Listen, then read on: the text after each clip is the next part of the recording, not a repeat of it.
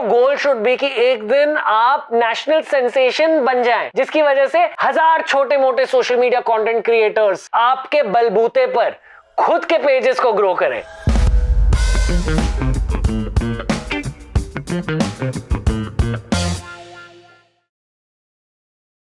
Math and history, ये दो elements ना आपके सोशल मीडिया गेम में बहुत ज्यादा मैटर करेंगे। मैथ यानी कि डेटा को समझना, डेटा को अब्सॉर्ब करना, डेटा को यूटिलाइज करना। हाउ?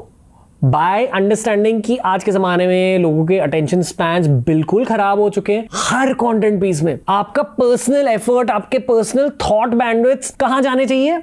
आपके पहले 3 या 4 सेकंड में। 3 या 4 सेकंड में आपको अपने ऑडियंस को ग्रिप करना है। YouTube पर्सपेक्टिव से आपके थंबनेल, टाइटल भी मैटर करते हैं इस वाले गेम में, but it's all about how you are beginning your content piece. अक्सर प्रॉमिस कर दो कि एंड में यूजर को क्या मिलेगा। हर कंटेंट पीस से पहले यूजर को पता रहना चाहिए कि what they are gaining out of this content piece. ये हो गया मैथमेटिक्स का एक एलिमेंट। मैथमेटिक्स का दूसरा एलिमेंट है Google searches and Google trends. लोग किस चीज के बारे में सोच रहे हैं, लोग किन चीजों के बारे में सीखना चाहते हैं, लोग किन चीजों पर हंस रहे हैं, ये ध्यान में रखिए। उन्हीं चीजों पर अगर कमेंटेट करा, आपके सोशल मीडिया नंबर्स फट के ऊपर चले जाएंगे। And your goal should be कि एक दिन आप नेशनल सेंसेशन बन जाएं, जिसकी वजह से 1000 छोटे मोटे सोशल मीडिया कंटेंट क्रिएटर्स आपके बलबूते पर खुद के पेजेस को ग्रो करें। आपके नाम को यूज करना चाहिए लोगों को। That should be your goal. But let's get back to mathematics. Mathematics मतलब क्या? यही है, पहले 3 सेकंड पर फोकस करो एंड जनरली संसार के मैथमेटिक्स पर ध्यान रखो कि लोग किन चीजों के बारे में सोच रहे हैं। बट हिस्ट्री का क्या एलिमेंट है? हिस्ट्री का एलिमेंट ये है कि अगर आप दुनिया भर की हिस्ट्री पढ़ेंगे तो पता है कौन सी साइड वॉर्स जीतती है ट्रेडिशनली। वो साइड जिसका या तो टेक्निकल एडवांटेज है या तो क्रिएटिव एडवांटेज है। Either you choose to be technically advantage, जो सोशल मीडिया की दुनिया में may be it's just about utilising AI better, using AI more efficiently, learning tools, learning how to repeat content easily वगैरह। Technical advantages by the way हर 5 साल बदलते हैं। जैसे 5 साल पहले it was about being very very fresh and original with short content. झट से अगर आप फोन को अच्छे से यूज कर रहे हो इन content, you would have survived the short content wave which killed many long form content creators, by the way. In the 2025 and 2026 context, it's about using AI really well within your content, especially writing के लिए। 1-2 साल बाद वो AI अवतार oriented content ज्यादा बेहतर हो जाएगा। You'll have to use technology then. But the second and more important aspect of history is that creativity always wins. Creativity को use करना ही है। ये creative profession है। जो मैंने पहले कहा डेटा के बारे में ना, आपको उसकी समझ होनी चाहिए। And at the same time ये याद रखिए, सबसे तगड़ी ग्रोथ सोशल मीडिया पे फ्रेशनेस की वजह से होती है इन एनी पॉसिबल डोमेन। अगर फिटनेस का कंटेंट क्रिएट कर रहे हो तो इसमें आप फ्रेश क्या पेश कर रहे हो जो दुनिया के सामने पेश नहीं हुआ। फॉर एग्जांपल साकेत गोखले भाई, जिन्होंने खुद का फिटनेस चैनल ग्रो करा। Why did his fitness channel grow? क्योंकि बाकी सारे फिटनेस चैनल्स ना फिटनेस सिखा रहे थे, ये इकलौते क्रिएटर थे तब जो व्लॉग्स क्रिएट कर रहे थे फिटनेस से रिलेटेड। फ्रेशनेस।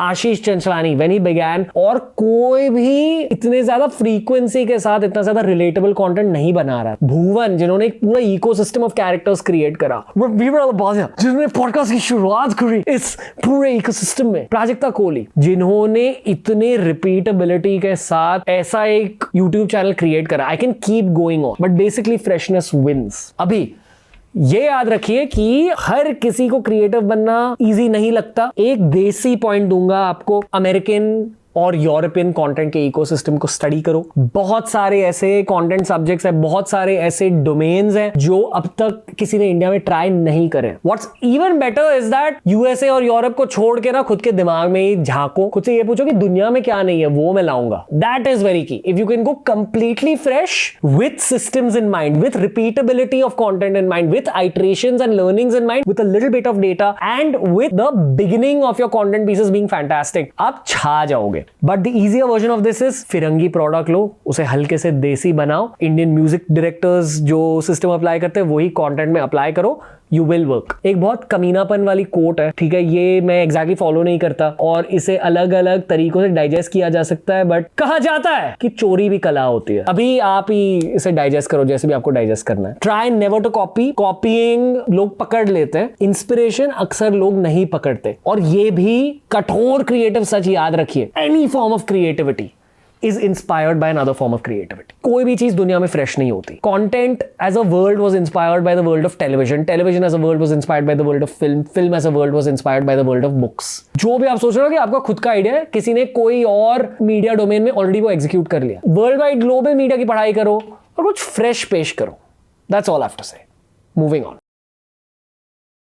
अगला पॉइंट मैं झट से बताऊंगा, क्योंकि असली पैंडेमिक ना 2020 में नहीं रहा. असली पैंडेमिक अब स्टार्ट हो रहा है 2025 टू 2030 में. इस पैंडेमिक का नाम है इंटेलेक्चुअल ओबेसिटी, यानी कि लोगों का दिमाग आलसी हो रहा है. बहुत सारे स्टूडेंट्स का दिमाग भी आलसी बन रहा है क्योंकि खुद का दिमाग नहीं यूज कर रहे, प्रॉम्प्ट इंजीनियरिंग की स्किल एआई के थ्रू यूज कर रहे हैं. Now that also changes the content creation world, क्योंकि एआई के जमाने से पहले it was the age of curation. 5 crazy things about Egypt बन गया content. 7 chest exercises that will explode. हो गया वो फेज. ये फेज अब नहीं काम करेगा. This is the age of anti curation. Curate मत करो कंटेंट को. क्यूरेट मतलब इंफॉर्मेशन को ले लो, इंफॉर्मेशन को ऑडियंस के सामने पेश कर दो, हो गया कंटेंट. और ग्रोथ भी मिलती थी लोगों को इससे. Currently it's the age of opinions and simplification. चीजों की पढ़ाई करो, उसको आसानी से दुनिया के सामने पेश करो, या एक सब्जेक्ट पर आपका ओपिनियन रहना चाहिए. ऑफ कोर्स ये मैं एक इंफोटेनमेंट लेंस से कह रहा हूं. I believe even in the entertainment and comedy space freshness matter करता है. आप कॉमेडी को क्यूरेट नहीं कर सकते. 7 things that a brother and sister fight about. That's not entertainment anymore. अभी nuanced opinions चाहिए, अभी more observational humor. For example, humor की दुनिया में just in stand-up comedy, what really works nowadays is crowd work. उस वजह से समय रैना टॉप पे. क्यों? क्योंकि वो on the spot jokes crack कर सकते हैं. वो स्किल ज्यादा इन डिमांड हो गई है. What are you in your most raw state due to your practice, due to your studying, due to your personality? यही लॉजिक आपको लगा रहा है कंटेंट में. क्यूरेट नहीं कर सकते. अब फेज आ चुका है क्रिएटिविटी का, सिंप्लीफिकेशन का, ओपिनियंस का.